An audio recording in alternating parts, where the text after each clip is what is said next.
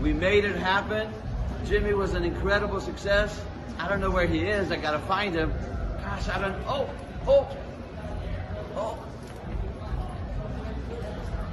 Oh, yeah, George. Oh, George. Right George. here. Yeah. We did it, brother. Yes, we hey, did. Thanks to Dan. You know what? And in the ring with Dan and Benny. Hey, brother, man, hey, he's about the most cat. I just love him to death. I love you. Thanks for having me. Hey, you're the best. I'm telling you, brother. In the ring with Dan and Benny. Yeah. We love you. Thank you so much. Dan. Mwah. Oh, yeah.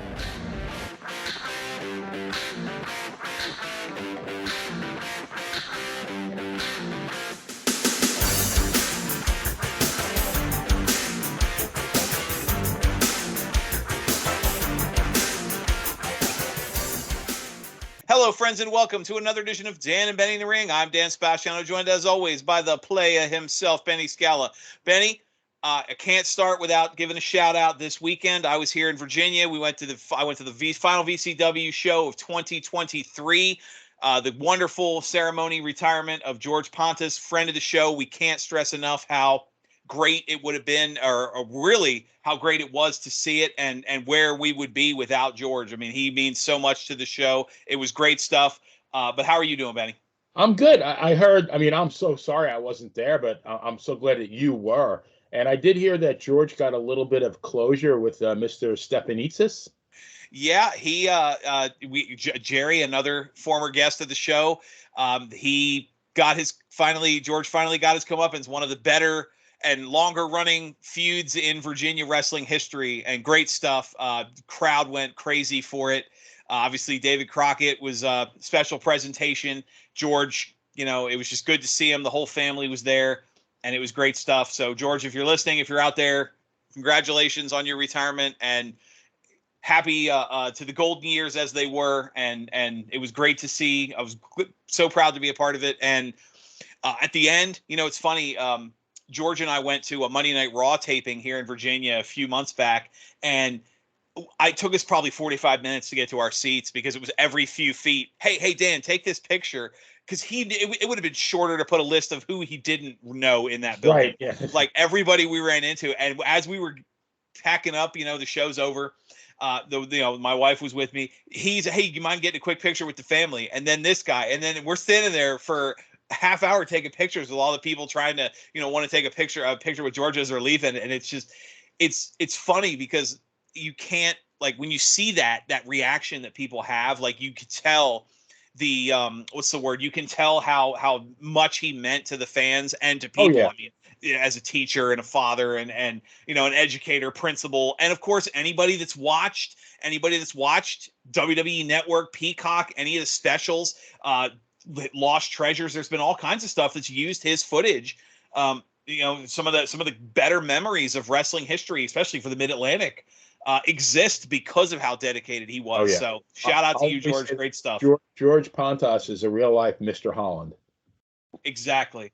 Very well said.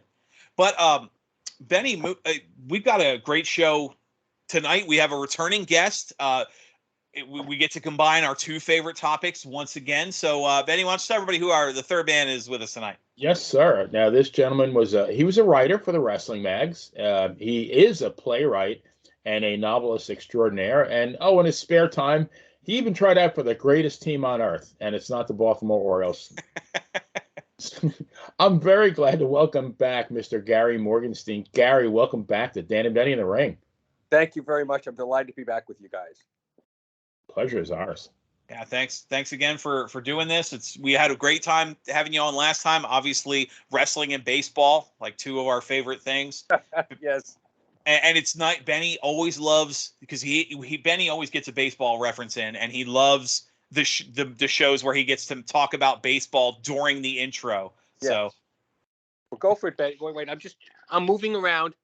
I'm moving away from my dog so his breathing doesn't bother everyone. That's like 1-900 phone call breathing there. That's all right.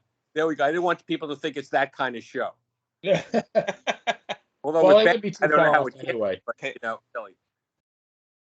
Parents have your was it children have your parents' permission before calling? We might lose our PG-13 rating there. Yeah, yeah. Benny, I think we lost that. We lost that around episode 100. We lost that with Rip Rogers after 206 F-bombs in 58 minutes. between Rib Rogers and Ken Patera, we had Yeah, about definitely. 350 F-bombs over the course of a couple of hours. It was, yeah. PG-13, you get one a movie. So Right. I think we're past that. But Gary, you obviously, like Benny mentioned, and our fans know, this is the second, you've been on the show before. We've had you in the past, but it's been a little while. So I want to kind of touch up again on the first question we always ask everybody, if you could tell us once more, when the wrestling bug bit you from a fan perspective, and who got you really involved in liking wrestling? Well, I used to read the wrestling magazines. I did have a lot of friends as a kid, and that's another story. But so I was pretty much of a loner. So on Saturdays, I would go to the the pizza place in my neighborhood, and I'd stop at the candy store beforehand, and I'd buy magazines. And I would always be buying. It would be like, Inside Wrestler would be there, The Wrestler, and I remember just watching the matches. And I was a huge sports fan growing up, and I knew that it was, not entirely what it was supposed to be, but I was just so fascinated by the pageantry.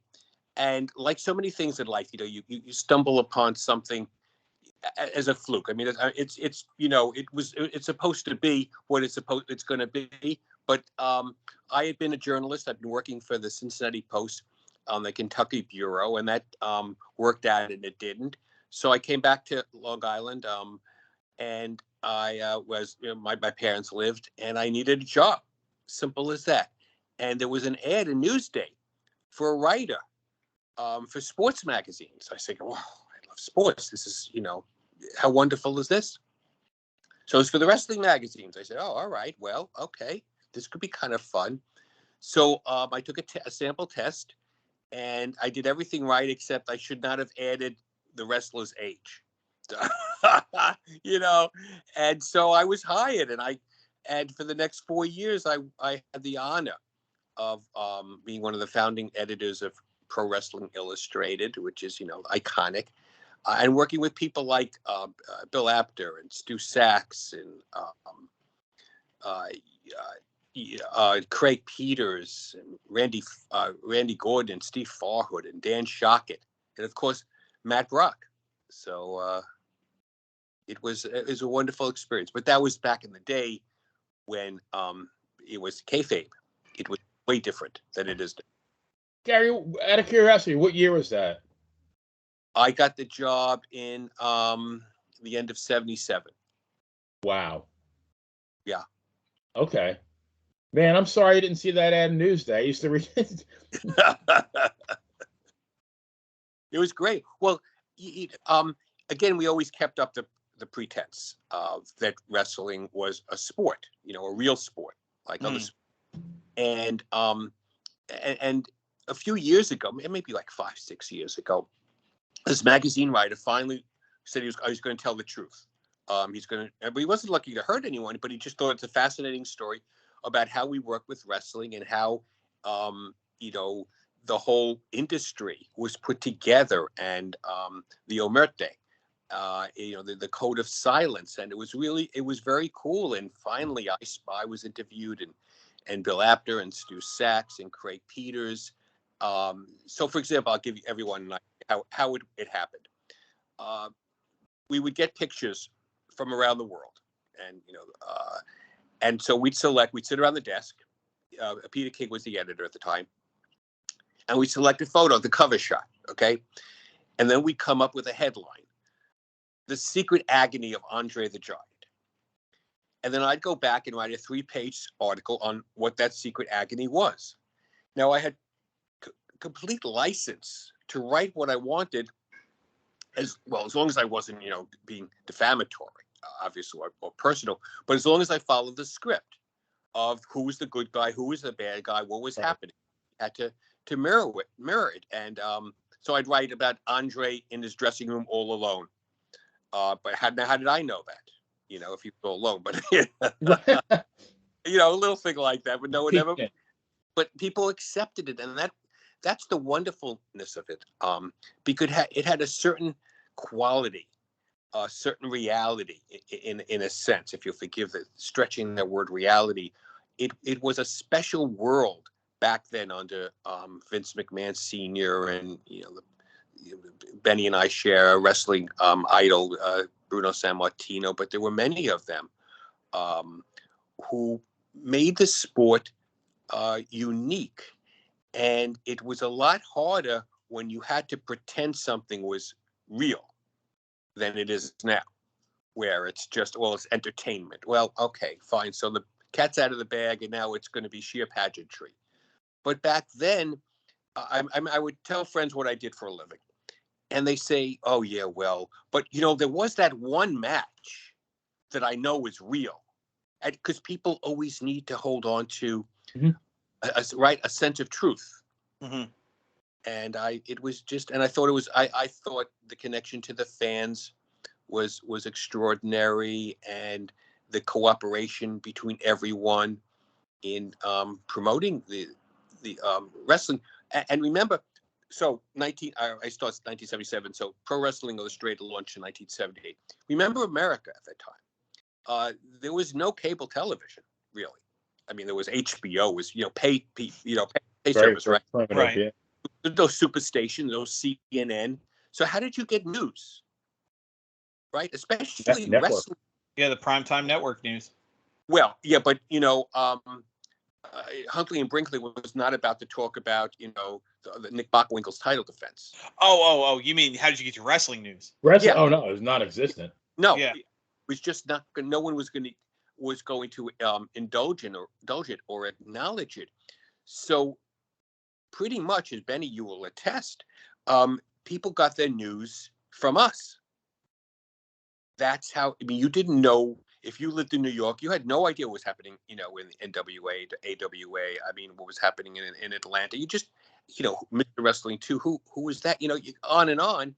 And we sold at newsstand sales now. We sold out. We surpassed Sports Illustrated, which, we were the rock stars because people, Oh yeah. millions of people around the world depended on us. So it was kind of it was really a kind of a very unique time. Well, no, that's great. I want to get your thoughts on something you said, about the real sport. There was a clip, for I guess lack of a better term, a clip that went viral just recently within the last week.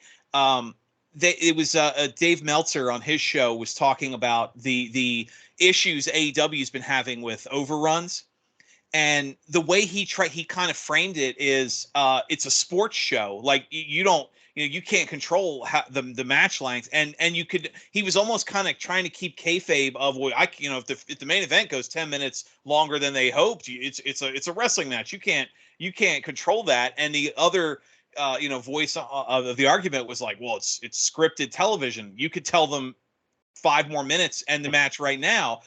And I'm curious, because you hit it. I wanted to get your thoughts on it. It reminded me of that interview. What do you think about in the media today? Like, there is parts of wrestling that still have to be presented as a real sport, even though everyone knows it's scripted entertainment. What do you think about that? Where like you kind of almost like watching a movie. The fans have to kind of suspend disbelief to get the level of enjoyment they used to have. Well, you hit it perfectly. They have to suspend disbelief to get it how it used to be, when before they did believe it and no one was saying otherwise. Now, it wasn't true, but you didn't know that. And that, it's a very, very big difference. I think once you say that it's, what is it, sports entertainment? Right. Is it, yeah, okay, sports entertainment. You're saying you're a winking, well, it's not real. Well, you don't let people think. I mean, obviously they don't know what the script is going to say, but that's like a movie. You don't know how it's, it's not, but it's not left to the chance of people. It's not left up to the chance of human beings. the quirks, that moment when, there's nothing's preordained. Right. Right? Not when it's real. Nothing's preordained. Nothing is supposed to happen the way, unless if you have a great deal of faith, you could say otherwise. But for our purposes, nothing is preordained. And I think that makes a big difference. Nice. Gary, I've asked this question before. I think it's good enough to bear repeating, and I've related this story on social media countless times about I grew up in Farmingdale, Long Island. I went to Mill Lane Junior High School. Along the way, on the way home was Joyce's luncheonette. It was Joyce and her husband, Three Fingered Nat, and he was not to be confused with Mordecai Three Finger Brown. But upon entry, I can still see this store. It's 55 years ago, but to the left was when you walked into the immediate left was a magazine rack, and most kids my age, the Playboys were all the way up at the top, right? But but Nat was the ultimate eight-fingered magazine security. I guess if you count both hands. But I knew exactly where the wrestling magazines were, and I always carried a couple of bucks in my pocket just in case there was a new one. Number one, I can still feel that feeling when I would see a magazine that I didn't have. It's hard to describe to somebody the elation that I felt and how I cradled that magazine, for the 1.5-mile home walk like it was a small child. But and you got into it already as far as what the magazines meant to the fans. But with me, the first time I opened it was a Wrestling World. I think was the first one I ever got, and I started reading about these guys, and I'm thinking, who the hell is Sam Steamboat? Who is Joe Scarpa? Which I would find out later who the heck he was. But I didn't realize that outside of what I watched on Saturday night on Channel 47 from Newark, New Jersey, when it was Johnny Rodz versus Thomas Marin, I didn't think there was any other wrestling. So, man, what an eye opener when I first looked at one of those magazines. So, if you can just expound a little bit that, people don't realize that back in the day, it was all, you had your local, studio wrestling, and you had your magazines, and that was it. Yeah. Well, and you were in on you were in on a secret in a way. You were part of a club, and there was an innocence to it. And even with sometimes the shtick in the studio, you go, oh my God, but the announcers, they were great. They would hold fast. They would play along, and I have to tell you, I'm sure you would know this too. There's really, you don't get much bigger, better gentlemen than professional wrestlers in terms of respecting the fans. At least it was back in the day. And when I worked at Sci-Fi Channel and in publicity, and no one else wanted to handle SmackDown on Tuesday night. Oh yeah, Gary, you could handle that. It's all right. You have background in that. And I was struck again by how decent they were and how the respect for the public, which you certainly don't see anymore, or a great deal of in professional athletes. So it's that at least has remained consistent, I think. And but again, if other people say, well, it's fake, and you insist it's real, and people can't prove that it's fake, you've got a leg up, right? When you're young, it's like, yeah, well, what do you know? Right? It's you are armed with something that less people are privy to, and it's kind of fun. Well, you were close to the same age. I found out you're just a little teeny bit older than me, but I remember that, when I first discovered wrestling, I was in the 8th grade, but wrestling fans, like, it was kind of almost like a secret society. And you had you knew who was a wrestling fan, and you could walk over, and if they were by themselves, like, hey, did you watch did you see Smasher Sloan on Saturday night? And then you'd start having this conversation, and one of the jocks would walk over, and the conversation would turn to the fillet of fish haddock, in the character, have that tartar sauce, It's just like we had to keep it a secret. And I guess that's one of the good things is you don't have to keep it a secret anymore. Well, no, and again, we live in a world where everything's public, and we live in a world where the lack of truth is celebrated, and you don't have to say the truth, and you don't have to be burdened with facts, as long as you have a belief. And there's no core to that. There's no central quality to it. But I don't want to say that, the world was necessarily better back in the days of wrestling, but at least within that subworld of professional wrestling, you knew what was what. Even though it was all made up, you believed in a truth, and you held to a truth. And now I don't know how anyone holds to any kind of truths anymore, anywhere, in any way.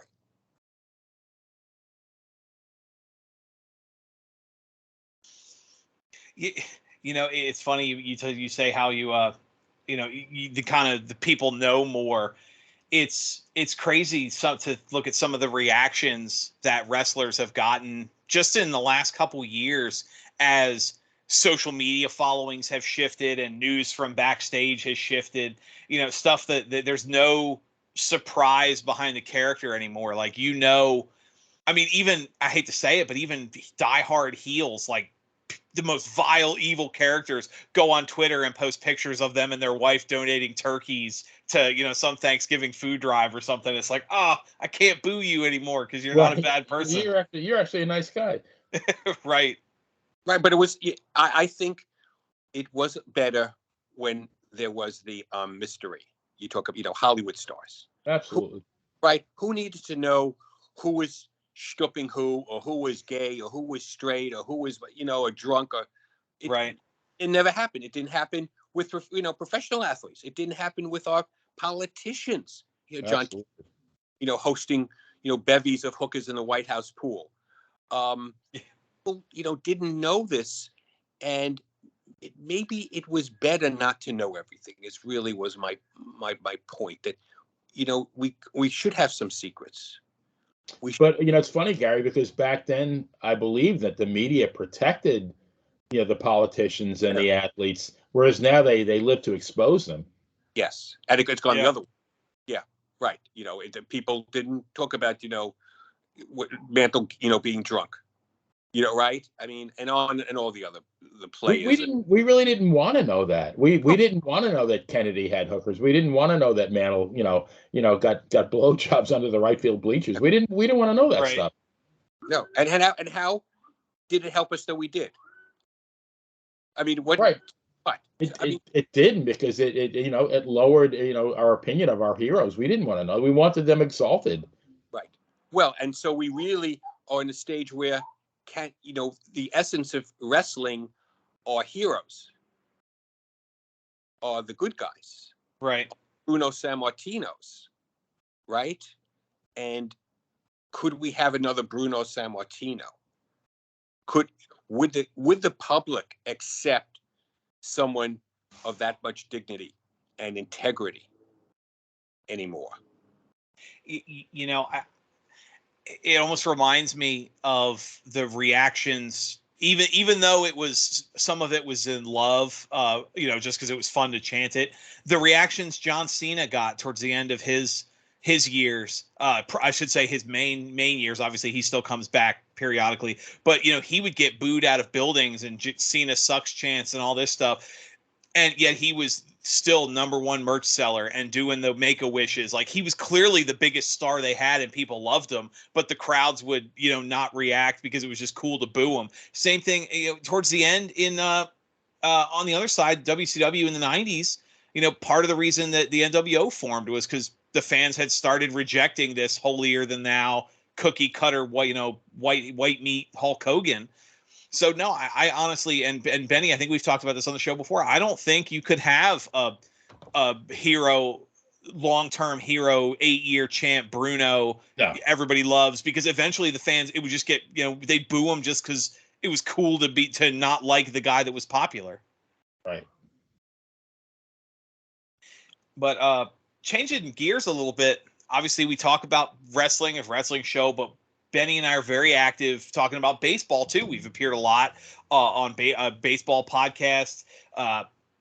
Shout out to our friends on that end as well. So Benny mentioned something, and I'm going to have to look it up because he said it while we were getting ready to record.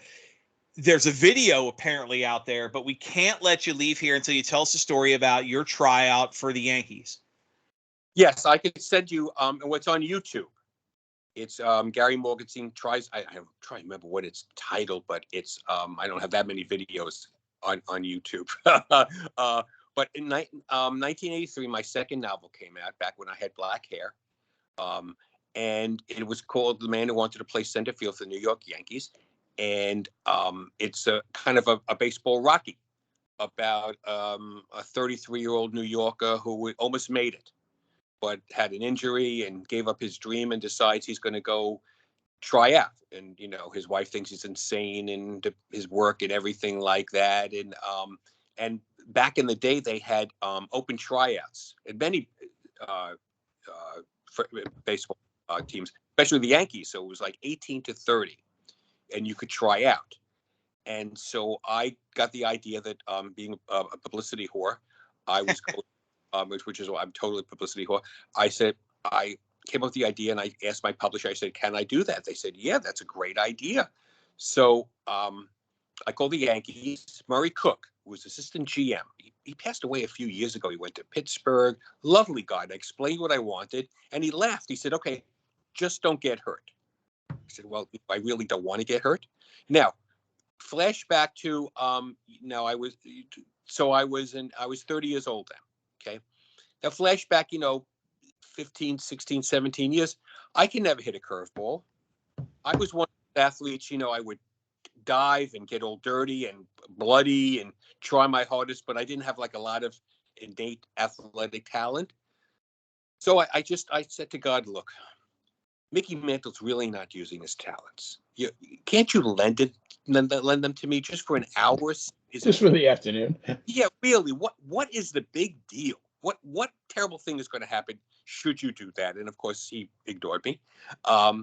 So I went to the open tryout, and it was great fun. I was the old guy. In fact, you'll see you'll see the clip I was on. All the local TV stations, Channel 2, 4, 7, 9. Channel 11 was the only one who was disappointed because they told the publicity person at Athenaeum, well, I thought he was going to be a better hitter. And she said, well, no, that's the point. But, I hit a lot of air. Paul Blair was there. Remember Paul Blair? Oh, yeah. Yeah. Paul Blair was there, and he was interviewed saying, well, Gary doesn't have a lot of talent. He should stick to writing, which I guess I'd rather give up the writing. I guess there's something for that. But this is the thing, man. I stood at home plate of the old Yankee Stadium, just like everyone else. Wow. And I center field, like, the Mick. And then I was in right field where one of the tests was to, hit the cutoff man. And I actually did. I actually threw from right field to the cutoff man, near second base. It was, I said, yeah. I always said, well, why isn't anyone saying anything about that? Not just, right. Missing. Sweet. Although I did get one shot. It went off my thigh, but maybe because, it was a pitching machine. Maybe if I'd been able to watch, the hand go back and follow the spin of the ball, nothing would have mattered. It would have been the same. No. But think, 83, had they signed me and had God given me Mickey Mantle's talents, the whole Yankee arc of the 80s into the 90s would have been different. Just think about it. Yeah, they would have peaked a lot sooner if they'd won a couple of titles in the 80s. Mattingly would be in the Hall of Fame right now. Maybe you would be too. Maybe I would be. That's right. That's right. So, Gary, now that the prelims and the semis are over, two of my very favorites and good friends of mine, Johnny Rodz and Davey O'Hannon, have had their hands raised. Let's talk about Dark Depths. How are you able to intertwine baseball and dystopia? I mean, I have a very vivid imagination, but I can't wrap my arms around it. What gave you the idea to do that? Well, you have to go back to May 2015. My wife and I were having a Sunday breakfast, everything bagels with the schmear, listening to the Beatles. And that's a good morning. Yeah, that's a good morning, Very right? Good morning. And this idea popped into my head. What America has lost World War III. The country is run by someone named Grandma, and baseball's about to start its last season ever at Amazon Stadium. Would you have, what kind of mushrooms are in those bagels? I could, I know a guy who could get you something. I could get you stuff. Yeah, it's. And then we were off, and there were some fits and starts. It's essentially America and the West have lost World War III to the Islamic Empire. Not that would ever happen, of course. We don't think, not at all timely. And, democracy is dead. America's surrounded. Although social media is banned under the anti-narcissism laws, but baseball is associated with the old America, the great America, the America that people feel is the hubris is responsible for this catastrophe. And baseball is down to two teams. Interest has waned greatly. Scandals. It just is too boring. But baseball was always the rowdier of the sports. Football and basketball kind of settled down, more polite. And this is a society which doesn't want rowdiness, which doesn't want polarization anymore. This is a society based on love and relationships and friendships, and it's more communal. It's like a nanny state. Where everyone works together. And so baseball is viewed skeptically, and now Amazon Stadium, formerly known as Yankee Stadium, is crumbling at the site of a terrorist attack led by players in 2065 at the World Series between the Yankees and Cubs, where they tried to take out the government to get them to prosecute the war more vigorously, and they failed. So, there's skeletons in center field. Literally, right? Yeah, literally. Yep. Literally, there's, your bones are going to roll out. The scoreboard's about to completely collapse. And it's like, giving the finger to baseball. And Puppy Nita, who's the main character, he's a baseball historian, which is, a very short career right now. He's a former standout college pitcher who hurt his shoulder. And so he has to look for a job. And after his birthday, he drank too much bourbon given by his friends, and he wakes up totally hungover because some things don't change in the 22nd century. Right. And on the floor is this old, fat, smelly guy, and Puppy says, "Well, how'd you get into my apartment?" He says, "I don't know, but I'm." He says, "Who are you?" He says, "I'm Mickey Mantle." Puppy says, "Oh, well, this is really just what I need." Now, Puppy's one of the few people who would know who Mickey Mantle is. Right. Because after baseball was disgraced, the mobs tore down the Hall of Fame.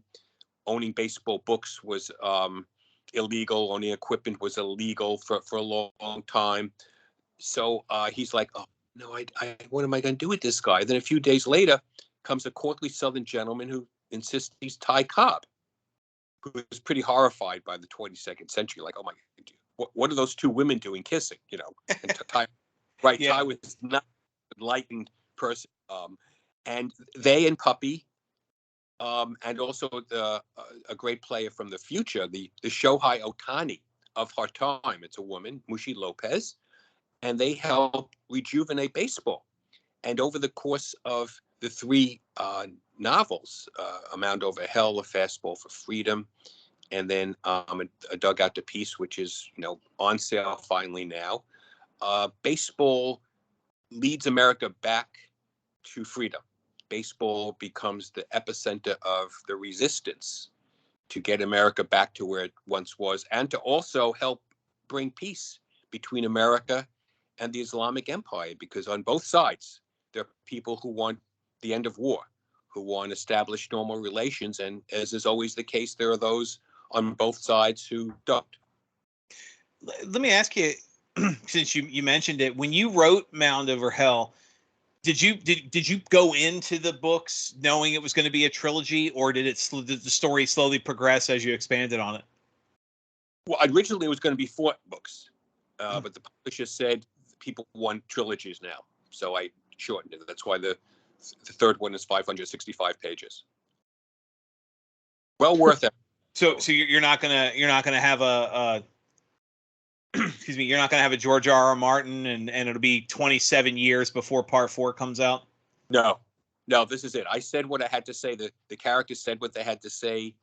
When you write things like this dystopian fiction, you're not trying to predict, because that's right. What you want to do is show how things could happen, and so it's credible. So people could say, well, yeah, maybe America would lose democracy.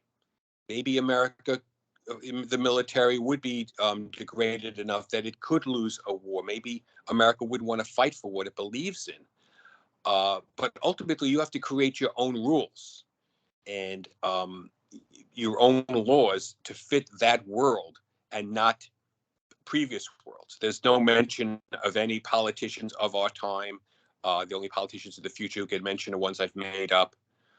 There's baseball references of baseball players like the friends of. So as baseball begins slowly regaining popularity, fan clubs sprout up. So there's friends of Aaron Judge.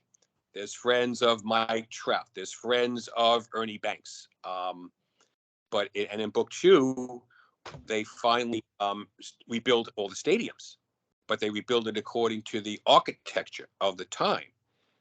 But by book 3, baseball has, again, poor play, terrible play. The fans are bored. It's almost a replay of 2023. And Puppy Nita, who is now the commissioner, says, well, I'm throwing it all away. We're going back to the 20th century. That's it. No analytics, no exit velocity. All the rules have been overturned. And even the designated hitter is overturned. And the stadiums are renamed. So now we're back to Shea Stadium, Forbes Field, Crosley Field. And then there's actually an old timers game, the first since 2048, between the players from the the late 21st century, almost 22nd century, who were primarily POWs who were captured and were held in a prison camp in England and escaped with Puppy's help. And so they're playing, that team, and then the descendants of the 20th century. So you have like Ilsa Gibson and Garcia Marichal and Myrna Musial and Tennessee Bench, and they square off. They we bring back the bunt. Interesting. Wow, but it's a baseball, and so you talk about how I weave it all together, because baseball was the heart of America once, and America. You want to talk about losing something, and when America lost that, it lost part of its soul. And I happen to be sentimental about baseball, and I bring that to the novels. There's one a character goes into Yankee Stadium, and he looks at the green field, and he says, well, it looks like God's front lawn. And I mean, you have to believe that. But again, you want to talk about in our contemporary society, sentiment is gone. It's like, what is sentiment? You can't be sentimental anymore, right? And I think that, but you need to have that to love baseball. All right, good random cameo. I'm curious because I'm a huge nerd, and not just for wrestling and baseball, but all the typical nerd stuff, comics, sci-fi, all that stuff. Yeah. One of my favorite, I don't want to call it a subplot, but for lack of a better term, one of my favorite subplots in Star Trek, it carries through several series, which is why I like it, is there's a fictional baseball player in the future named Buck Bokai, and he's often regarded as the greatest player of the 21st century, and he was basically, the story is he played for umpteen years and ended his final years with a team called the London Knights, who were they won the very final World Series because people had lost interest, and there's a scene in one of the later series. He's telling a story, and he's like, there was only 300 people in the stands when I hit that home run that won the World Series, and the one of the narratives, because they mention it and they kind of expand on it, is how what what we consider modern America, it mirrored baseball's collapse, like as things as technology improved, people could replicate their own food, so they didn't want to cook anymore. Those were the first people that stopped going to baseball games. And I'm curious if I know I'm obviously not inspired, but what do you suppose it is about baseball? Because your story compared to that, and I've seen it before, where that seems to always be the iconic image of the empty baseball stadium is when you know America has the America we know is gone. Well, you need patience. You need to be able to analyze, not analytics, but to be caught up in the moment. You need to have the loyalties, but for the greater overall love of the game and to respect the game. Stan the Man Musials, I mean, his nickname, The Man, was coined by Ebbets Field fans who, respected him for that. And I think baseball brought people together, and America has no center anymore. There's no water cooler moments anymore. And, things like the Super Bowl are just so laden with commerciality. I mean, people watch the Right. Super Bowl for the game commercials, the new commercials, and baseball had a timeless quality, a smaller quality, a more individual quality. And I think that has been truly lost. Amen. Yeah. So Gary, since I won't receive my pay for this show, which consists of actually there's Jersey Mike's coupons, Hey, that's unless I like Jersey Mike's, yeah. unless they ask enough wrestling questions. So here's a hypothetical question. Just imagine that you start writing for the magazines in 1977. You've been watching wrestling for a number of years. You go on a time machine, and it takes you to the year 2023. So what, 46 years later, and you go to a show, say Madison Square Garden, and you watch like a Roman Reigns and Seth Rollins, and the whole WWE show. Do you even recognize wrestling anymore compared to what you saw? Like, say you went to the Garden in June of '77 and you saw the main event was Billy Graham against Ivan Putski. I think you recognize the outline of it. I think also by going back to baseball, I think you always recognize the base dimensions and the game, even when you think there are usurpers there. But I do think you would recognize professional wrestling. I do. I just think everything around it, the core of it, I don't think you'd find quite as pleasurable.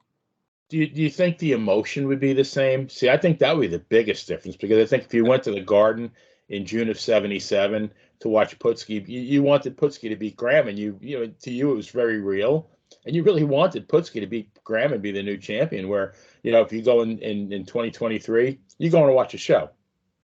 Well, yes. Again, because wrestling back then was a sport in your head, so it was no different than a boxing match. Because you didn't think it was fake. So as when something's real, you have you're invested differently. You're following it different. Your emotions are completely different. Nowadays, it's staged. It's entertainment. It's as Dan said, it's scripted. Not that it wasn't back then. That's not but how it's presented. And look, Vince Jr., made $1 zillion doing that. As a businessman who could quarrel, right? Maybe there was no choice. Maybe that was the right move. But again, you lose something from the sport. And, people could say, well, we lost the trolley cars too and the horse and buggy. But there's things which touch people that you lose and you don't get them back. And certainly not in our society. We lose things, and what do we get? TikTok? I mean, really? I mean, what are we? What are we getting for the sacrifices as we're compartmentalized and in silos? And what happened during COVID was happening long before that.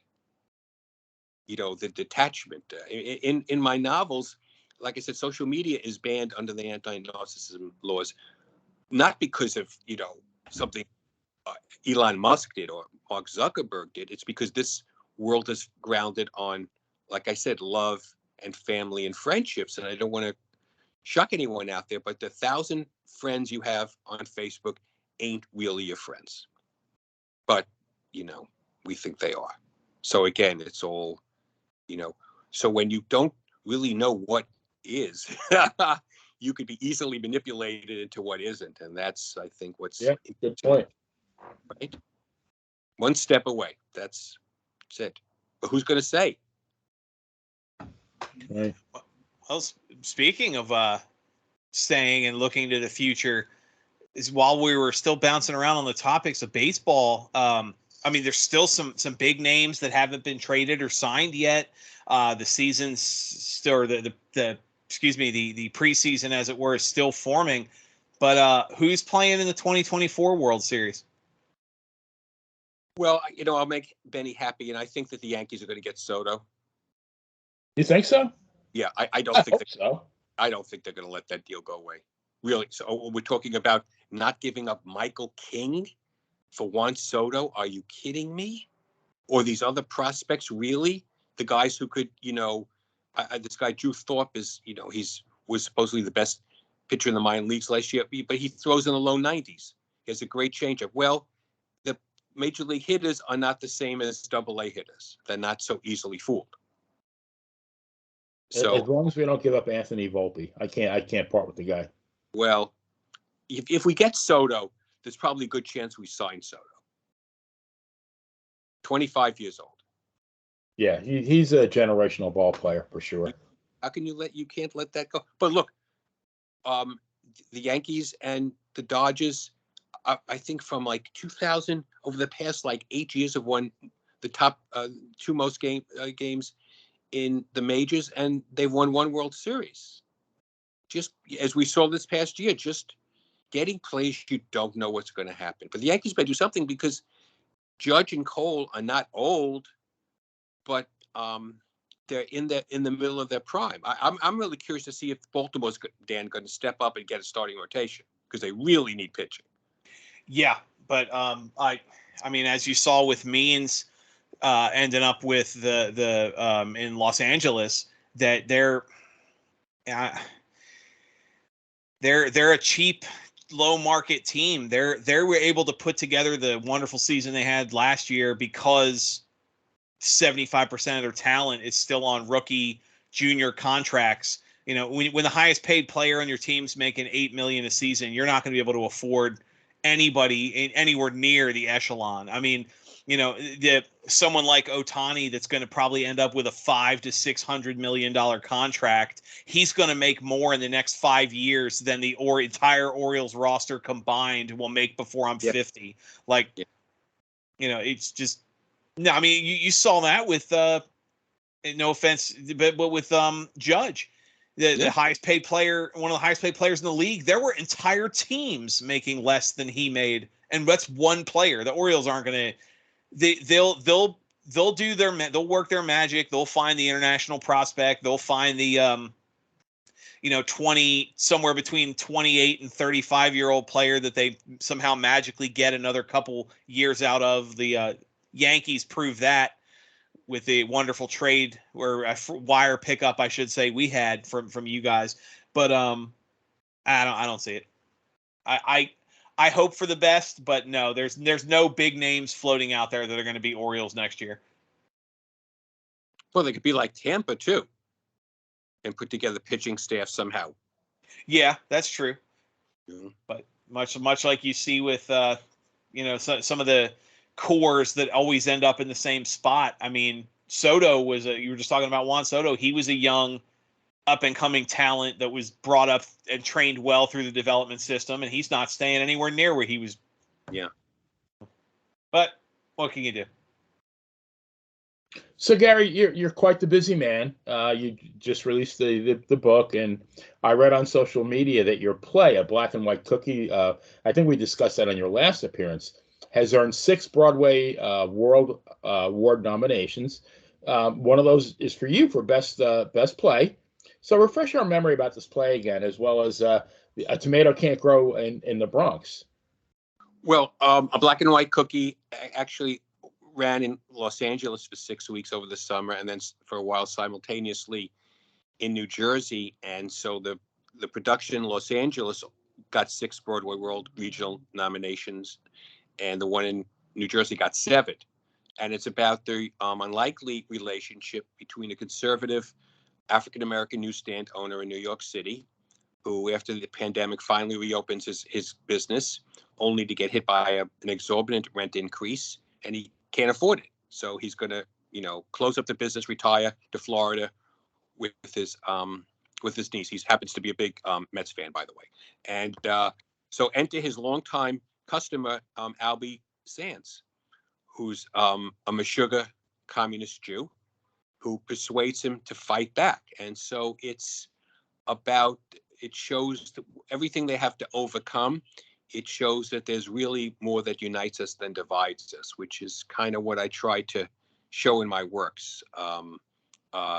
That, for all the screaming and the yelling, we have to come together. And a recent play is Dancing on Glass, which looks at anti-Semitism and political bullying at a private school in Brooklyn. And then I have a play upcoming. It's going to have a Zoom premiere in January called Walking Charlie. It's a romantic dramedy about a small business owner in Brooklyn and a sassy Venezuelan political refugee who are brought together by a pug dog named Charlie. You saw the inspiration. Oh yeah. At the top. Well, you see, this is the thing. When you're a writer, you could write and point fingers.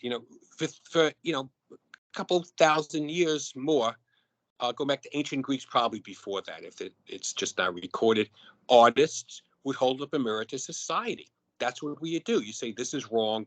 What are you going to do about it? They'd show things that people didn't want to talk about, things that needed to be addressed. We were the others because you don't become a writer because you're completely sane. It's just that's not how it happens. You're a little off. So you view the world off. But what we have, there's a difference between just showing social messaging, saying this is wrong, but you have to show it through people, through flawed people, and be willing to show, good people doing the wrong things. And at the end of the day, what's really important is you have to show a way forward. You have to, through the darkness, you have to show a light. And that's really important. You must leave your readers or your viewers or the audience to say that there's hope. And in my novels, it boils down to faith. And I'm not talking about faith of, God, but faith in ourselves and each other, and also baseball, because there's a former Newsday Sunday sports editor, John Quinn, said the boys in an advanced review, the boys of summer save the world. Nice. Well, let me ask you. And we still got a little bit of time as we get ready to wrap up. I'm curious. We talked a lot. I mean, obviously, given the history and what you've had with baseball, I want to circle back to wrestling for a minute. The current product. There's been a lot of news that's come out, especially since the last time you've been on our show. Just look at all the changes. WWE has new ownership, rating shifts. Several big name stars have bounced around or come and gone, the big events. I'm curious if you, I know you said last time you weren't the most faithful follower of the current product, but if you have any thoughts about where wrestling is today. Well, it was, you have all the different, all vying for credibility, right? All say, and it's different than how it used to be when you had legitimate geographical or associations. Because that made sense. You had the North, the Northwest, the Midwest, the Northeast. On and on. That all made sense, and I think that they're going to cannibalize themselves after a while. I hope they don't kill the golden, in their effort to be the supreme league.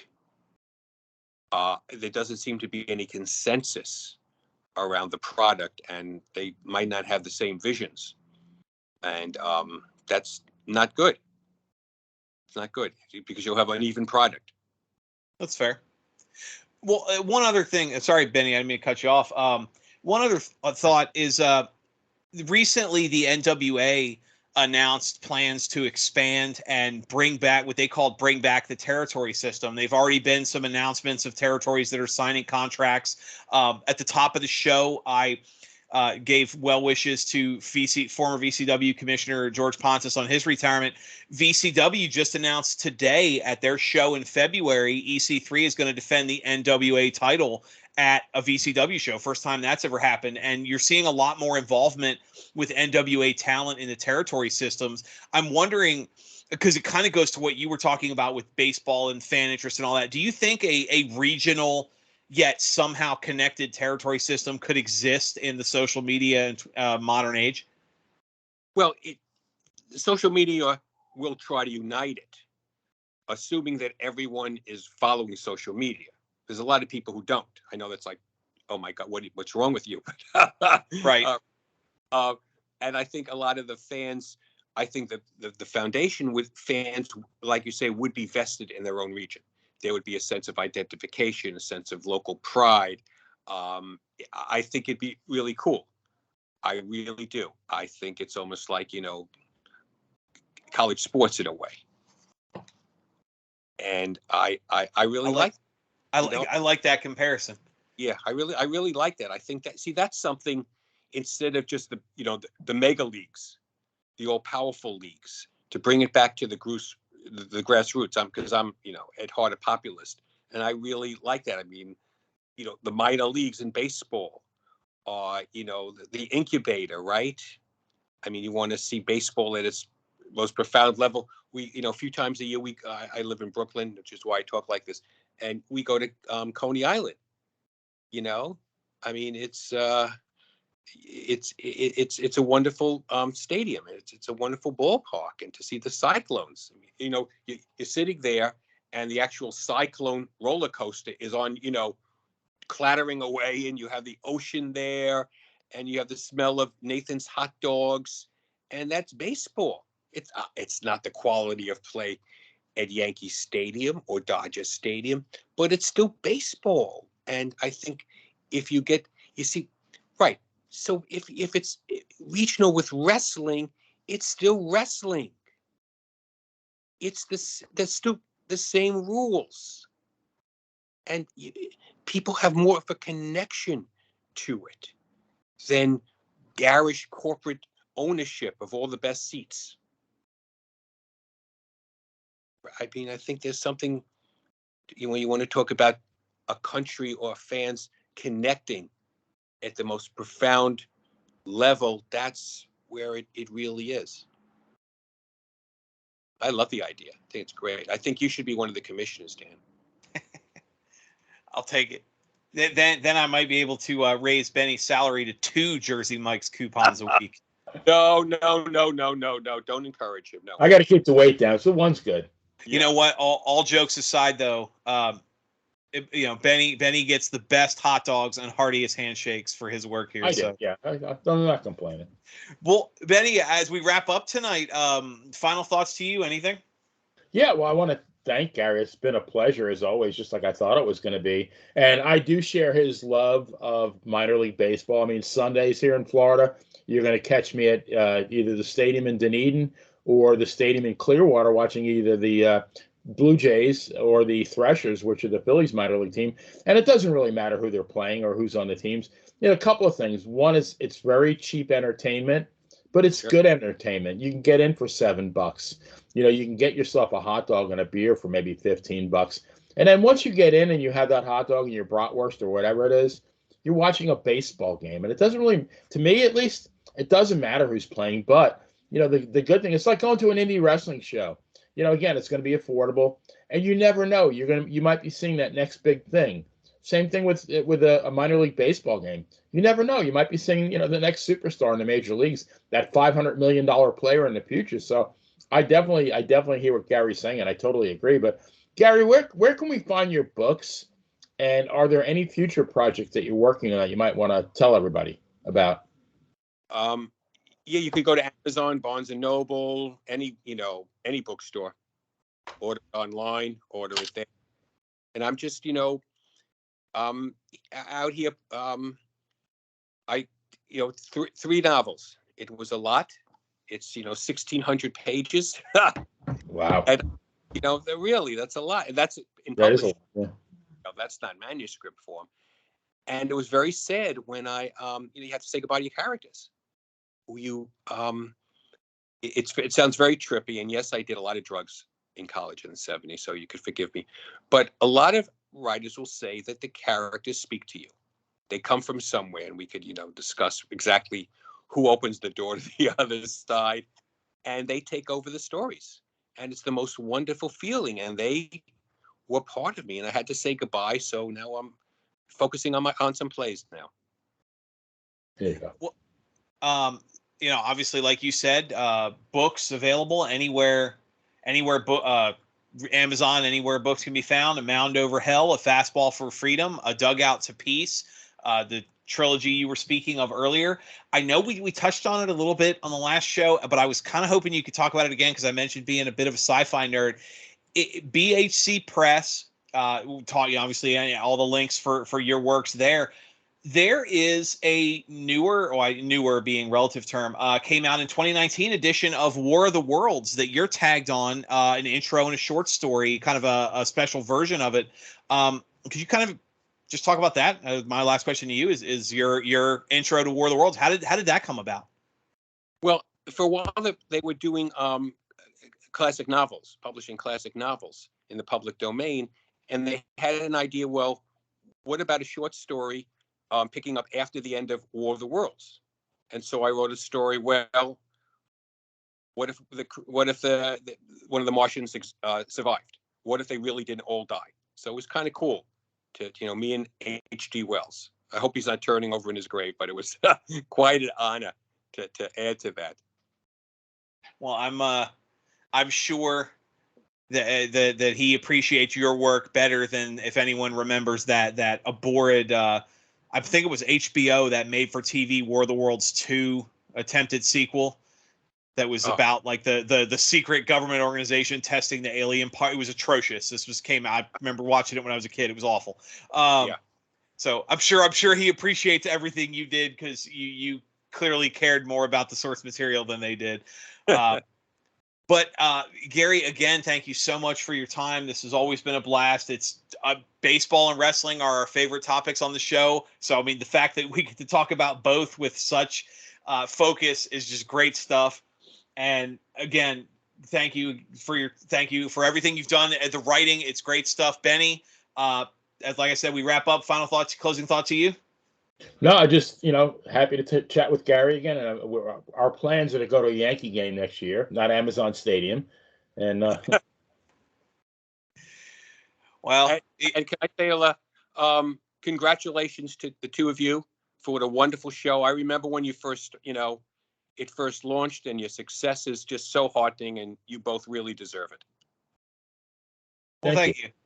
And it's guests like you that have definitely helped through the years. I mean, we're coming up on 3, so be before you have what, February, right, Benny? Yeah, I think January 28th. So that means, based on what Gary said, I should be upgraded to pork roll. No.